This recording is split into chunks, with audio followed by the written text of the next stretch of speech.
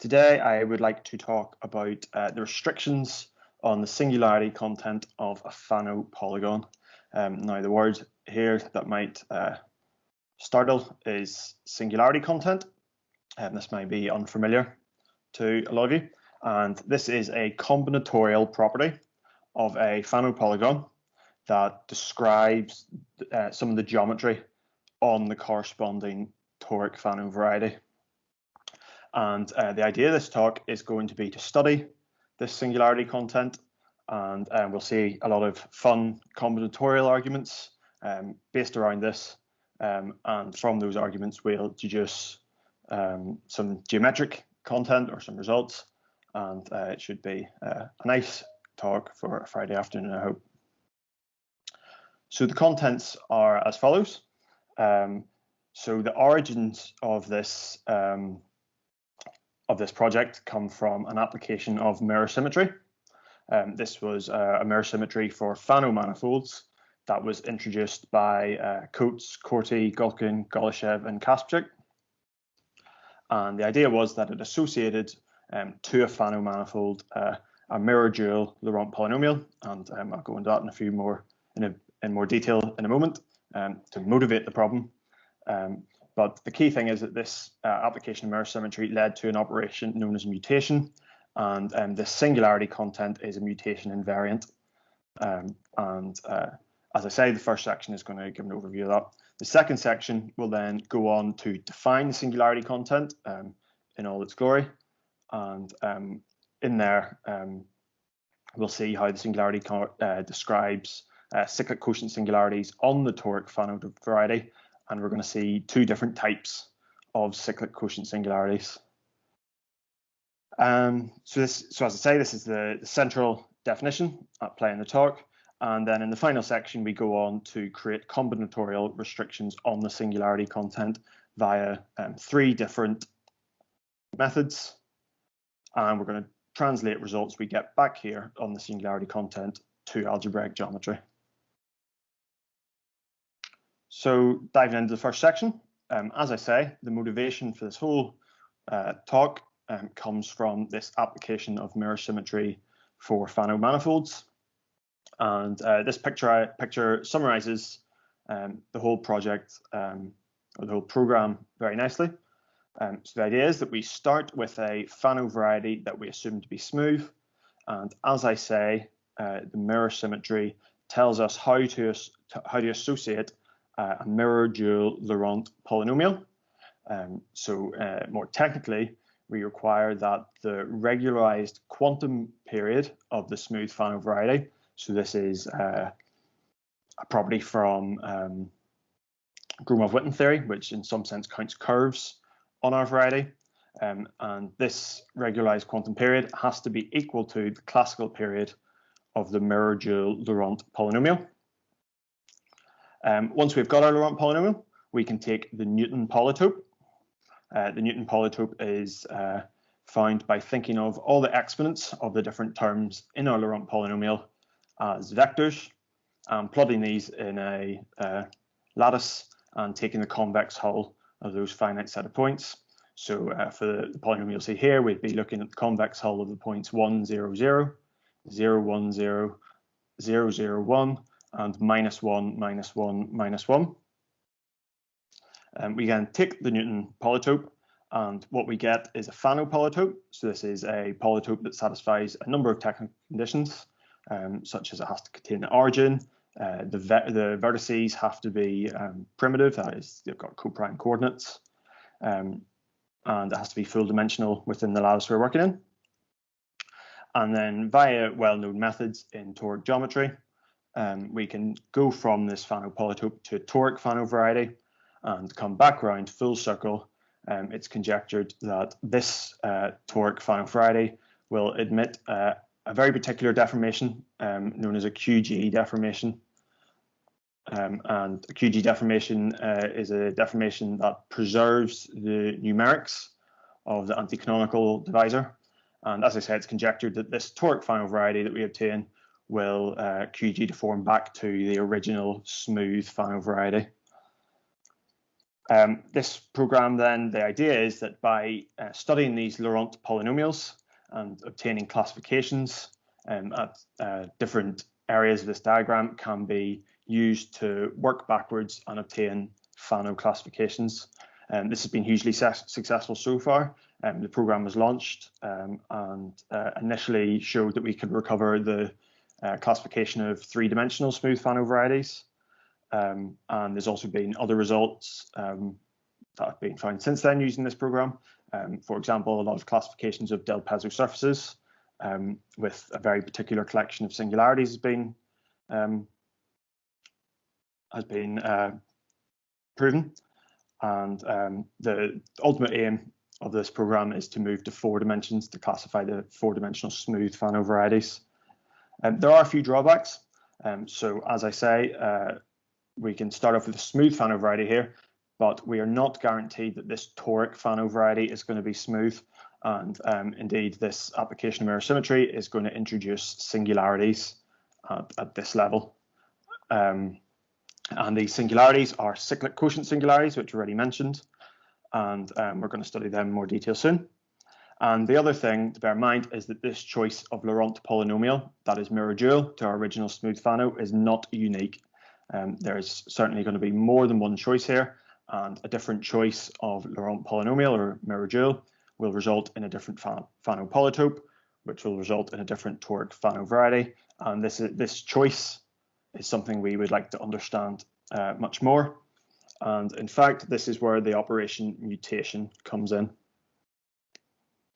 So given one of these mirror dual Laurent polynomials, there's an operation known as a mutation, which is a very particular birational transformation. And this takes one Laurent polynomial to another Laurent polynomial. And in particular, it preserves the classical period. So therefore, the condition for this mirror duality is going to hold, and the mutation will take one mirror dual Laurent polynomial to another mirror dual Laurent polynomial. It's worth noting that when we take the Newton polytope then of the Laurent polynomial, there is a well-defined notion of mutation at this level of Fano polytope at the level of Fano polytopes that matches up with the mutation of the Laurent polynomial. So that's what this last point is saying. It's just this operation is captured at the level of the Newton polytopes. I should also say that this operation has already arisen in the study of cluster algebras. There is an existing notion of mutation in that language, which can be, it's exactly the same. It corresponds to this new notion of mutation that we have introduced, and that has been precise through study of quivers. So strong links to other areas of mathematics is the point I'm trying to make there. So as I say, the singularities appear at the level of toric varieties through this application of mirror symmetry. And for the purpose of this talk, I'm going to focus on 2 dimensions. So we're always going to assume that all the objects appearing in that application of mirror symmetry are 2-dimensional. And the singularities that get introduced on the toric Fano variety are these cyclic quotient singularities. So how are they defined? So a quotient singularity, which is denoted by this notation 1 over r AB, is described by the action of the cyclic group of order r, which here we denote mu r, on the complex plane via the action where we send a general point xy to the point epsilon to the power of a times x, comma epsilon to the power of b times y, where epsilon is one of the rth roots of unity in our cyclic group of order r. This action will then define a set of invariant polynomials in the polynomial ring with coordinates or with variables x and y. And by taking the spec of those invariant polynomials, we obtain a variety, and there's a singularity at the origin that can be observed. So as a quick example, we fixed the value of r, a, and b equal to 2, 1, 1, and went through this process. or that's what we will do. So in particular, our cyclic group of order 2 is a copy of the integers, mod 2. And our second root of unity is -1. So this action described here of epsilon acting on a general point xy sends xy to -x minus y. We can then calculate the invariant polynomials. These will be exactly the degree 2 monomials. So the polynomial ring, the invariant polynomial ring, will be generated by x squared, xy, and y squared via a bit of relabeling. So setting x squared equal to u, xy equal to v, and y squared equal to w. We can rewrite this polynomial ring as three variables which have one relation between them. This is coming from the fact that x squared times y squared is equal to xy all squared.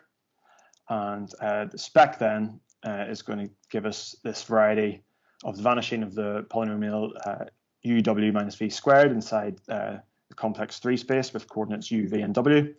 And I've plotted this variety here, and you can observe our 1/2, 1, 1 cyclic quotient singularity at the origin.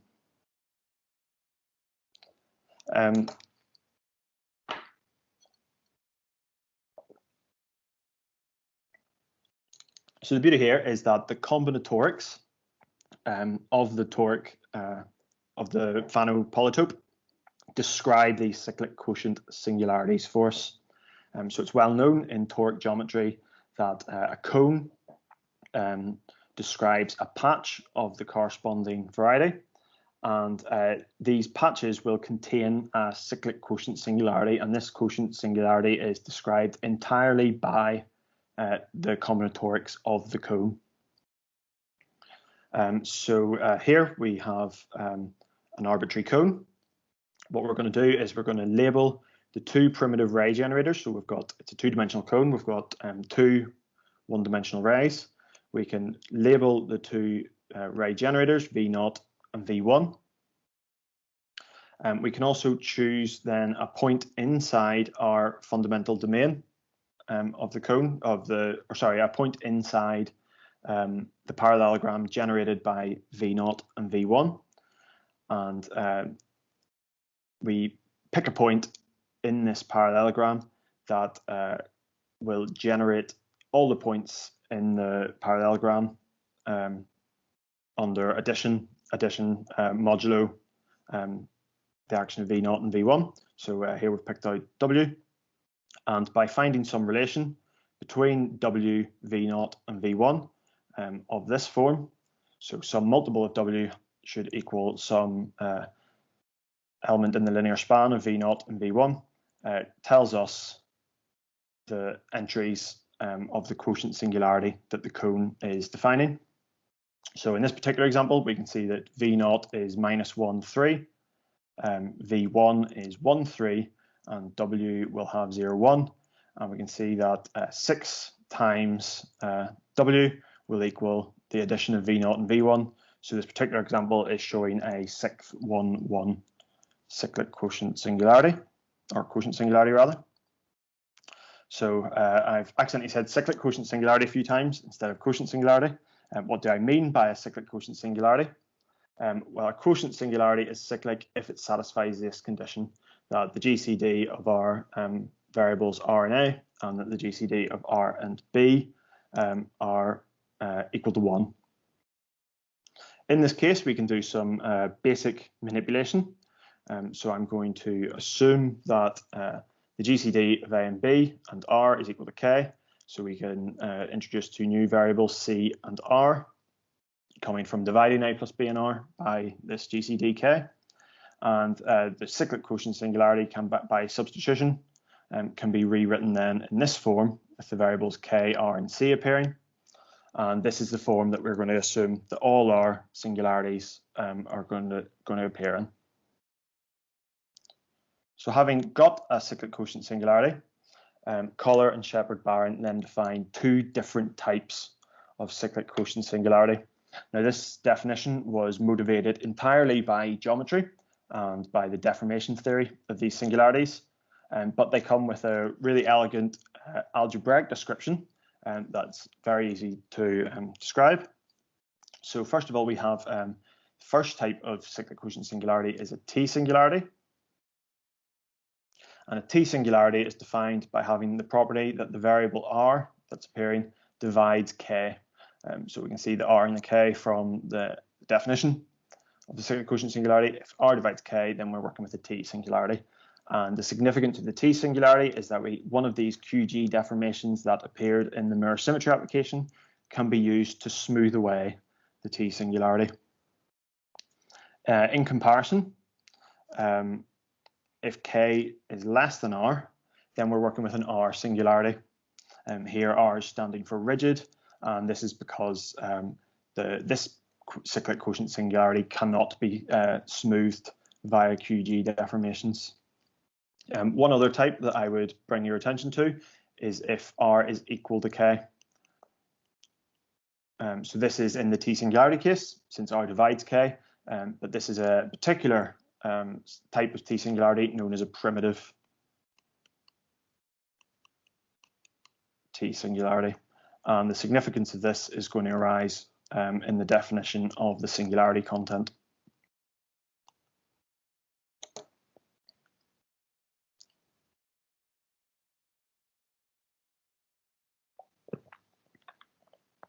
So there is a combinatorial interpretation of both these phenomena, which is very useful, and it goes as follows.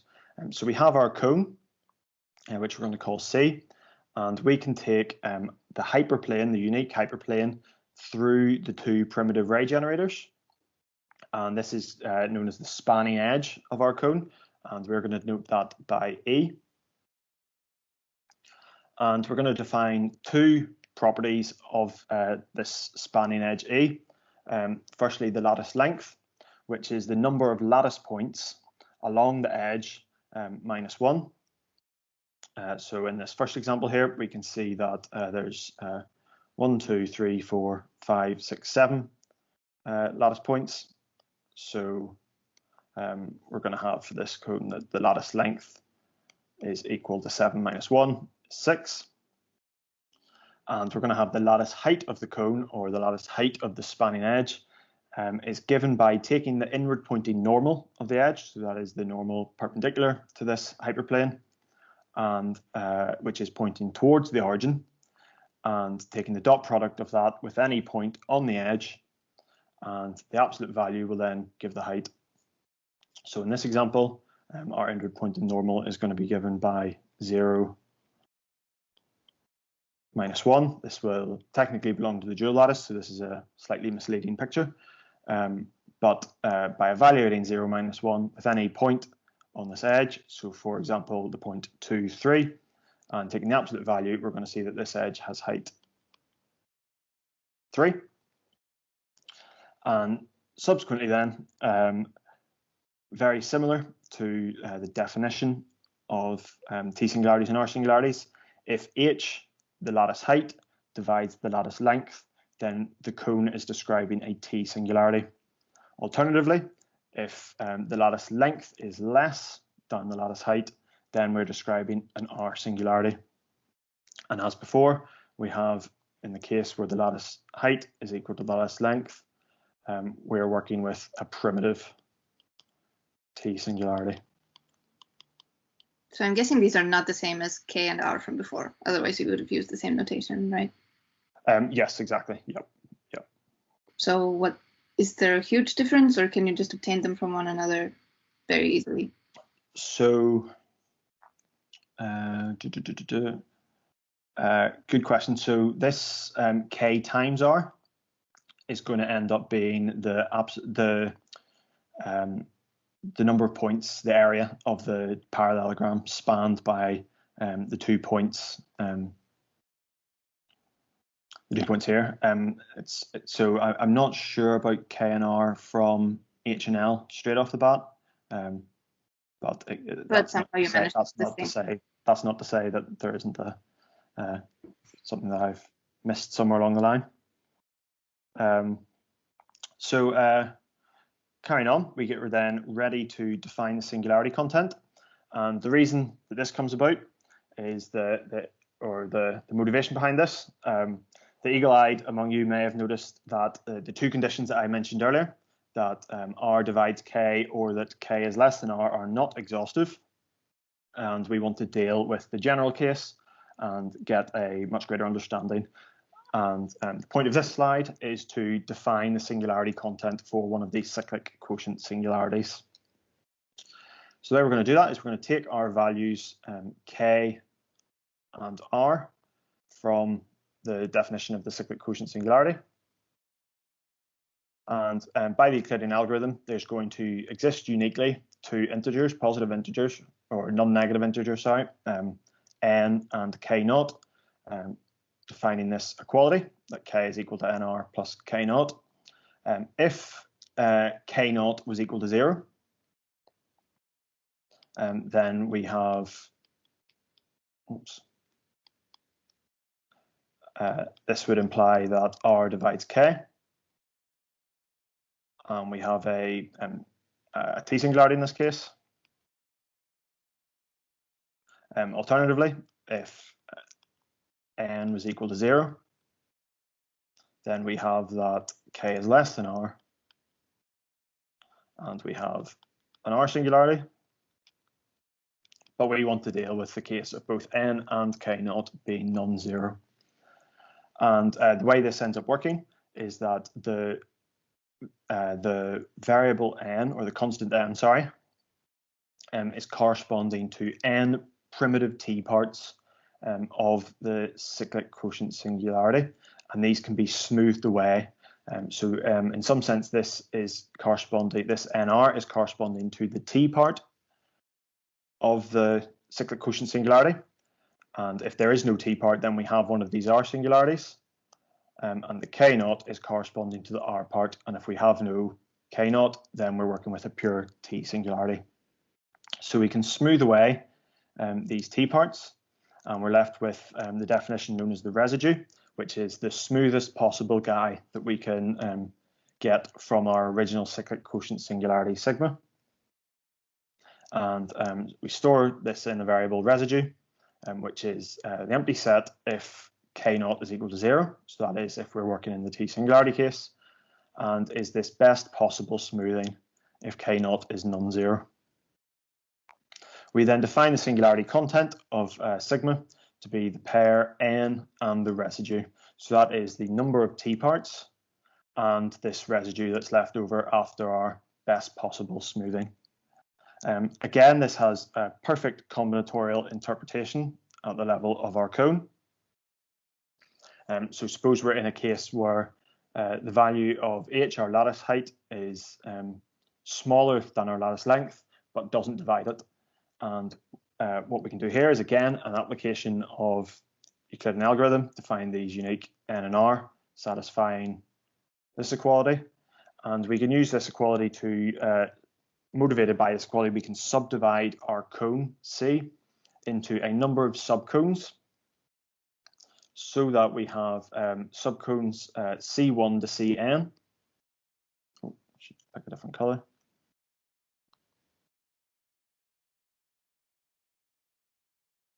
That are of lattice length h.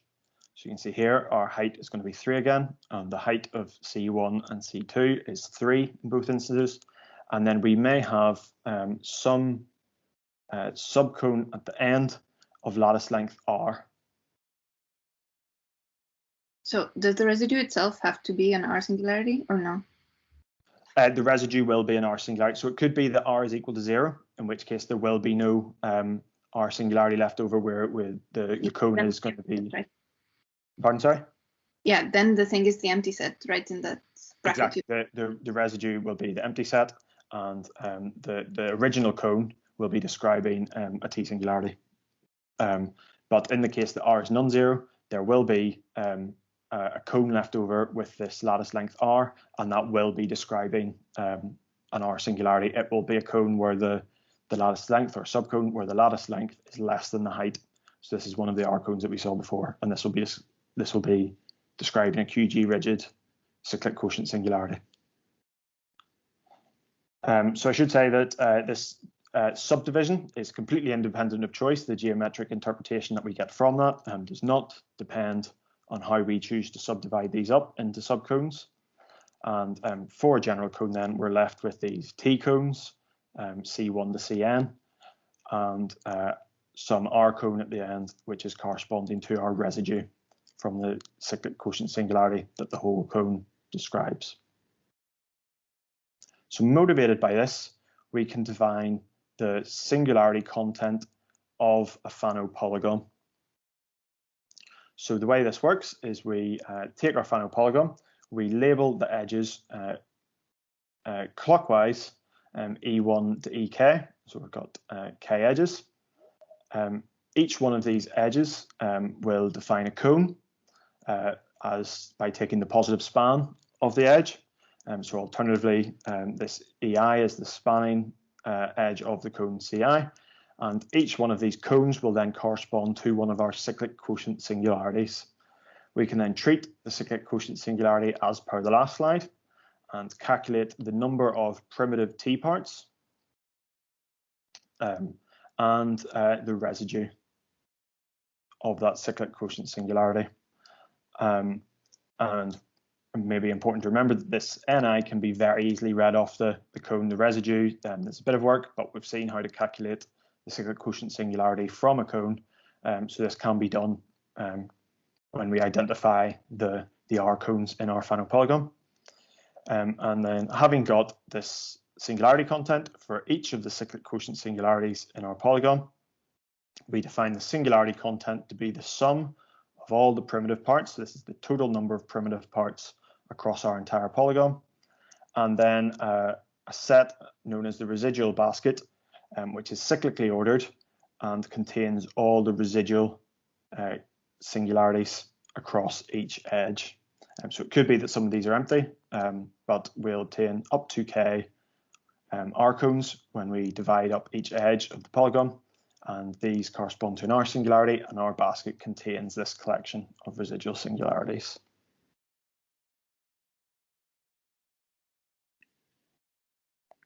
So a bit of an example here to take us up to the halfway point is, so we've got a polygon here with 3 vertices, which I should label as 0, 1, 1, 0, and -3, -1. And we want to calculate the singularity content of this Fano polygon. So we've labeled each of the edges, and we're going to work through them in turn. So E0 here, we can calculate that the inward pointing normal is -1, -1. And so the height of E0, sorry, the height of E0 is going to be this -1 dot product with either 0, 1 or 1, 0. And taking the absolute value of that, it's going to be 1. And the lattice length is, there's 2 lattice points on the edge. Subtract 1 is equal to 1. So we can see that the lattice height is equal to the lattice length, and this cone is going to define, the cone spanned by E0 is going to represent a primitive T singularity, and it's going to calculate 1 to our total number of primitive T singularities. We can then repeat this for E1, or for E2, sorry, looking at the cone spanned by E2. Again, you can check that this is lattice length 1 quite easily from the picture, and with a bit more work, you can check that it's lattice height 1, so this is another T singularity. And then finally, this E1 again is lattice length 1, but this time the inward pointing normal is given by, it's going to be -1, it's going to be 2 minus 3. And when we dot product this with either the points, either the vertices on our edge, we're going to find that this is at height 3 compared to the lattice length of 1. So this is an R cone. And with a bit of work, we can study this point as generating our fundamental parallelogram that the cone defines. And we can see that this represents a 1/3 1, 1 cyclic quotient singularity. This can be observed by the fact that 3 times the vertex -1, 0 is equal to 1 copy of -3, -1 added to 1 copy of 0, 1. So when it comes to defining our singularity content, we add up these 2 primitive t-cones, and this is contributing to the 2 that appears in the first entry of the pair, and then there's a single R cone which is contributing the third 1, 1 to the residual basket. And the huge result then is that this singularity content is a mutation invariant, which means that it's hugely important in the context of this mirror symmetry. It can be used as an entry point to tackle the classification problems that arise there. And it's already been used to some success to calculate classifications of Fano polygons up to mutation variants with up to mutation equivalence with some prescribed cyclic quotient singularities. So the way the talk's going to go from here is that we're going to use the combinatorics of this singularity content and of the Fano polygon to find values of the singularity content that can't occur for any Fano polygon. We're then going to be able to interpret these results back in geometric terms to get some restrictions on del Pezzo surfaces. And as I mentioned at the start, there's going to be 3 techniques that we're going to see. And the first of these is going to come by studying a very natural matrices that occur for the Fano polygon that can be easily defined. So this goes as follows.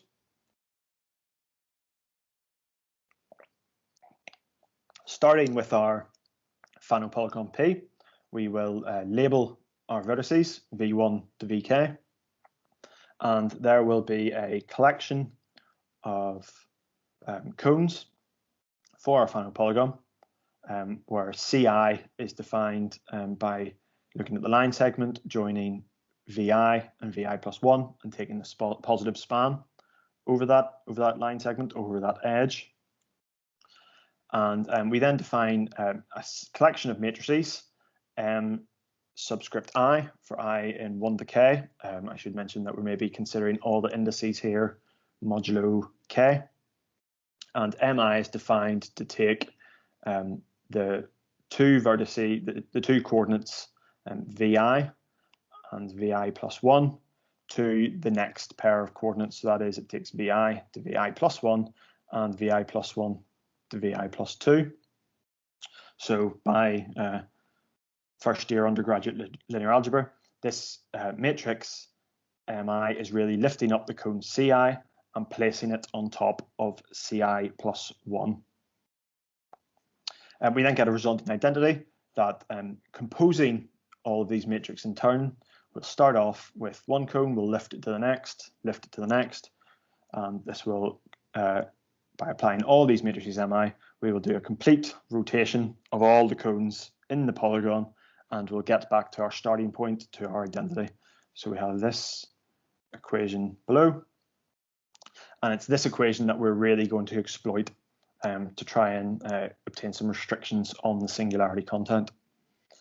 So to illustrate the more general result that we just will consider a running example, which is going to be that we'll assume that our Fano polygon P consists only of cones that represent this third 1, 1 cyclic quotient singularity. For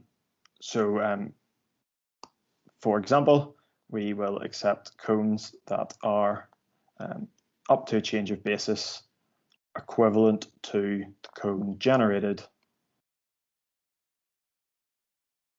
by the points -1, 3 and -2, 3.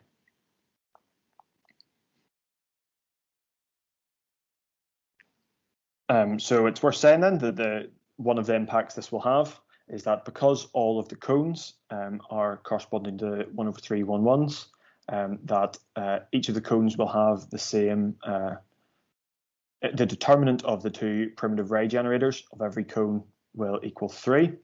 And therefore it's necessary that because area is preserved under between each of these cones, it should follow that the determinant of each of these mi, for example, is equal to 1. So we've already got one condition, and by a bit of linear algebra, we can show that this first identity is equivalent to the second identity, where these an are given by this form. So where this has come from is by initially studying this example that we've drawn up here. So you'll notice that the matrix I've written here applied to -1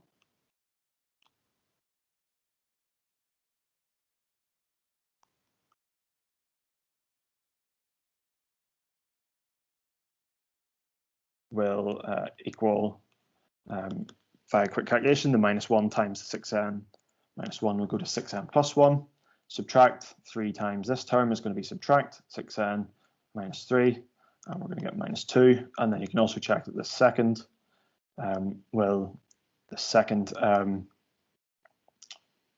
coordinate will go to 3 as well. So we get that our matrix an is lifting this -3 to -2. And you can also calculate the effect it has on -2, 3. And we'll get a second point below. And one can check that the second cone will also describe a third 1/1. So mi can end up be given by some change of basis matrix that takes us to the standard cone, and then some matrix of this form, and then our change of matrix, our change of basis matrix back to the original coordinates. And when we substitute all of these in for the mi, the resulting equation we obtain is nicely of this form. It's also worth mentioning that this value n has to be positive, otherwise the point that -2, 3 gets taken to under the action of this matrix will be in the plane, the wrong side of the plane through -2, 3 and the origin, that we would subsequently break convexity. So we have this condition on the ni have to be non-negative, and this is something that we're going to use later. So by studying these matrices A subscript ni modulo 3, we can see that the ani is equal to the matrix 2, 2n, 1 plus 1, 0, 2. And the significance of this is the 2 in this position, which implies that one of these AIs by themselves cannot be equal to the identity. So this identity certainly cannot hold when k is equal to 1. Now this isn't particularly significant in itself because we knew k couldn't equal 1 already by the definition of a Fano polygon, but this does take on some significance, or this analysis does take on some significance when we consider 3 of these type of matrices multiplied together. And we see that actually the matrix we get out, modulo 3, is congruent to A, where the subscript is n1 plus n2 plus n3 plus 1. And so this analysis that we originally had tells us that k can't be equal to 3 either because of the 2's in these positions. This identity cannot possibly hold when k is equal to 3. And then because of this observation, that this is equal to one of the matrices A for a particular subscript, it follows that k can't be 5, k can't be 7, and so on via induction. And so we conclude that k, the number of vertices for our Fano polygon, must be even. We can assume this. And indeed, some further study modulo 9 will reveal that actually it can't be a multiple of 3 either. So we end up with this assumption that k has to be a multiple of 6 for a Fano polygon consisting only of these cones. So this is all well and good. We're going to have to take a brief diversion away from the combinatorics of these Fano polygons to study the topology of these matrices. So in particular, we want to study this topological space I mentioned here. So this has come from studying SL2R. And we know the fundamental group of this set of matrices is Z, thought of as a topological space, is equal to the integers. And so we can define a universal cover. I've not used my space cleverly here, but we can use a universal cover that fits into the exact sequence where this is our fundamental group, and we've got our covering space, SL2R tilde, and here's our SL2R, and this is a short exact sequence, and this short exact sequence has been used to define this universal cover of SL2R. By then restricting this map to pull back SL to Z, we can obtain this topological space that we're going to use here. So via the universal cover of SL2R, and then restricting to the pre-image of SL2Z. So this is no longer connected, but this is how this is no longer connected to be a universal covering space of SL2Z, but this is how we're going to define this SL2Z tilde. So this was first introduced to me through the work of Poonen and Rodriguez Vegas, and they use a common description of this group, which is to consider it as pairs, where M is some matrix belonging to our SL2Z, and I've done some bad light in here, but this should be gamma. And gamma is assumed to be a path in R2 without the origin from 0, 1 to the second set of coordinates defined from our original matrix M. So this is a equivalence, homotopy equivalence of this path gamma.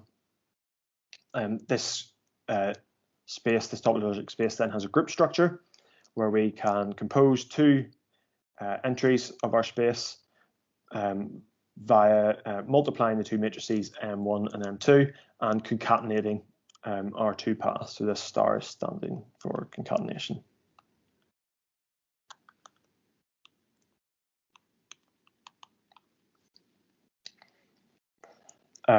So how are we going to use this? This is a homomorphism, I should say, we're going to utilize this by lifting our equation that an1 in terms of the a and subscript i's have to equal the identity to this new topological space.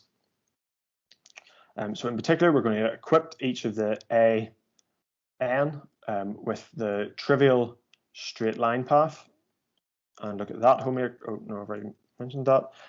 So we're going to assume that these gamma i's are appropriate straight line paths, and we'll use that homotopy equivalence class.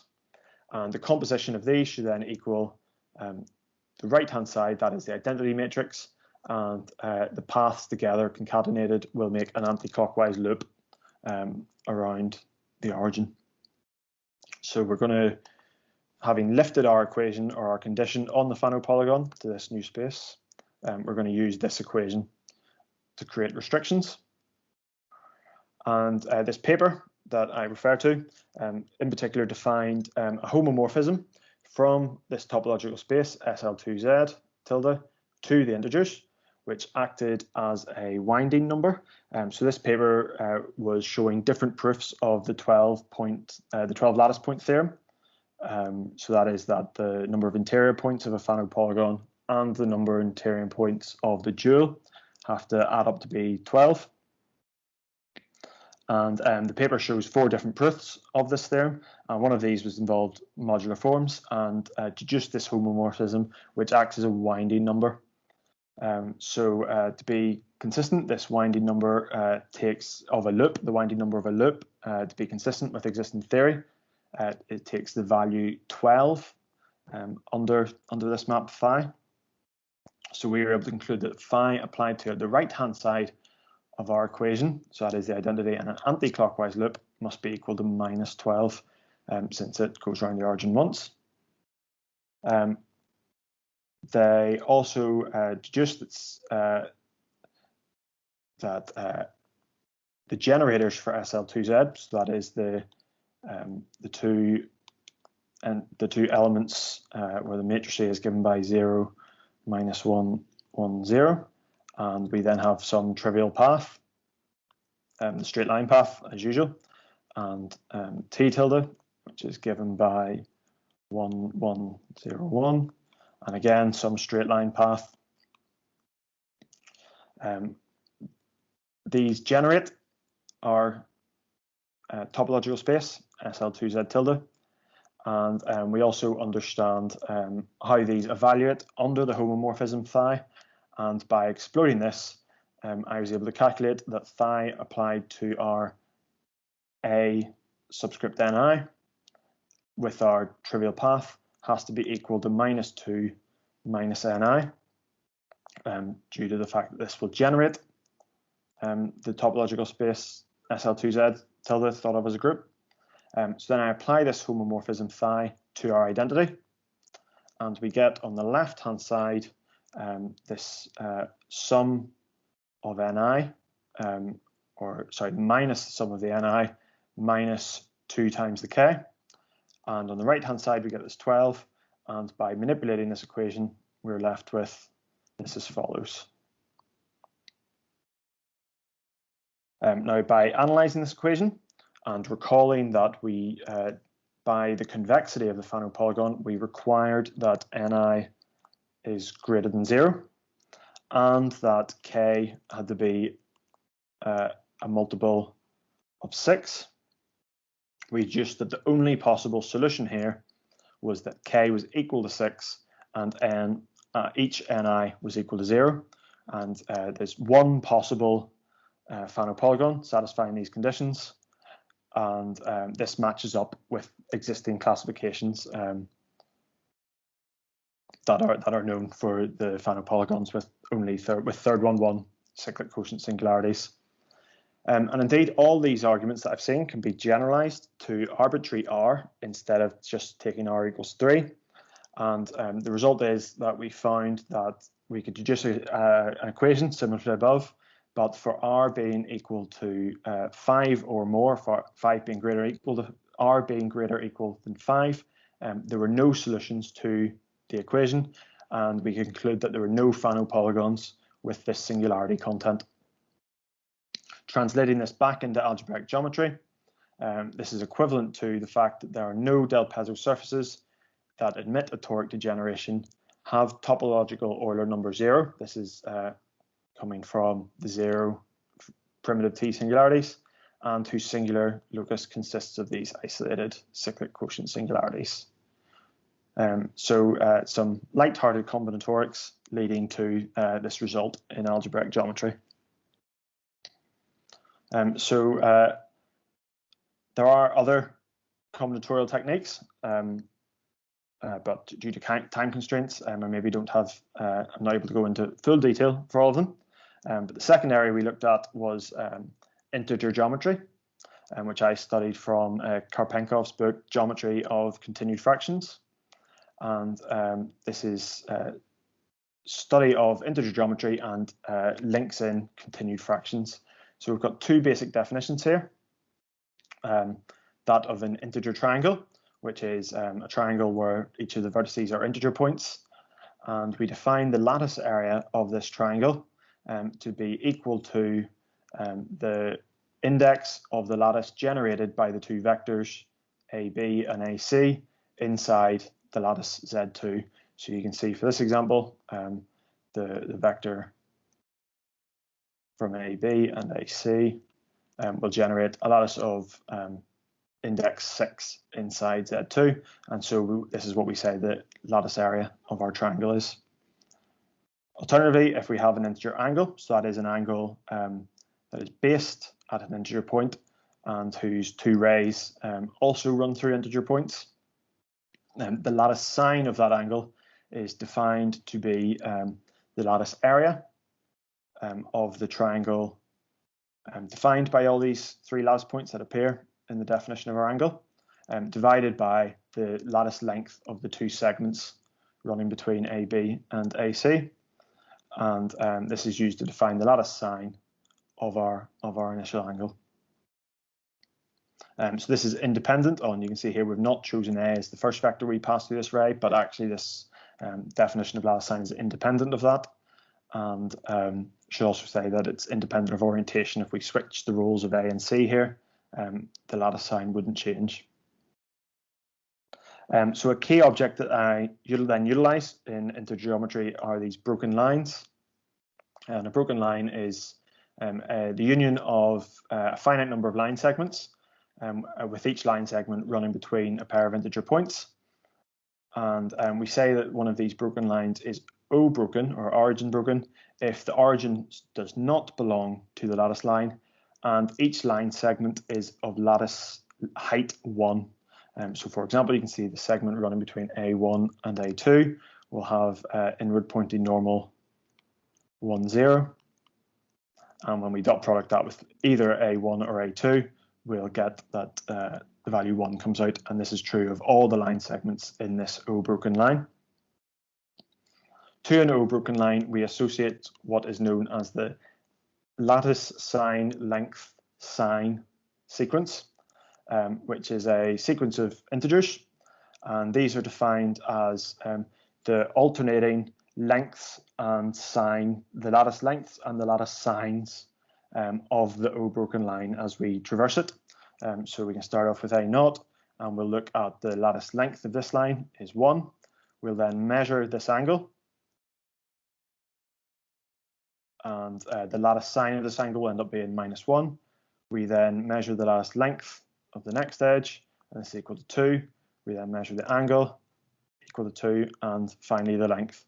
The one thing I'm omitting here is that there is some sine notation, but in the interest of not running off the side of a slide, I've omitted how this sine is defined, but this is just either a plus or -1 that's used in defining the LS sequence.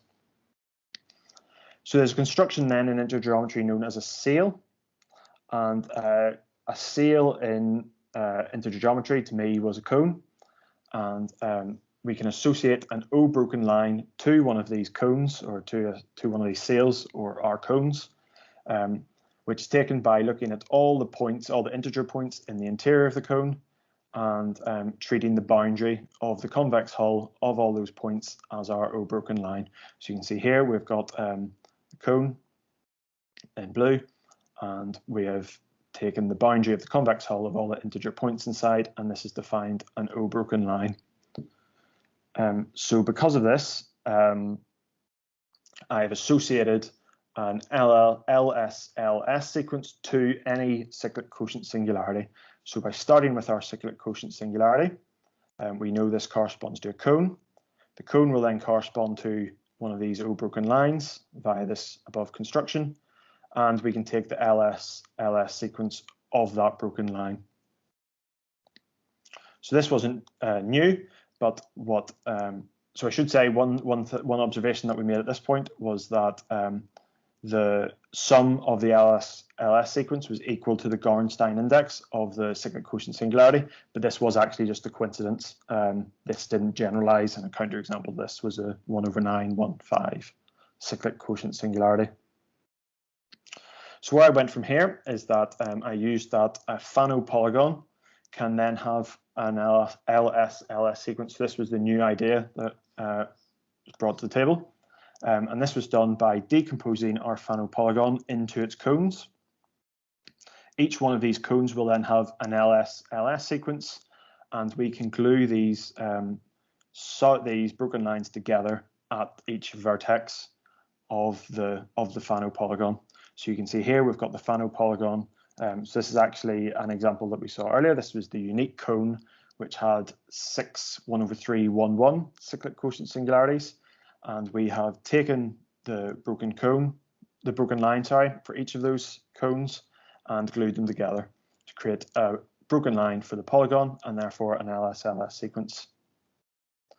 So the party trick then was that a closed broken line should satisfy that the continued fraction, whose defining integers are exactly the entries of the LS sequence, should evaluate out to be 0/1.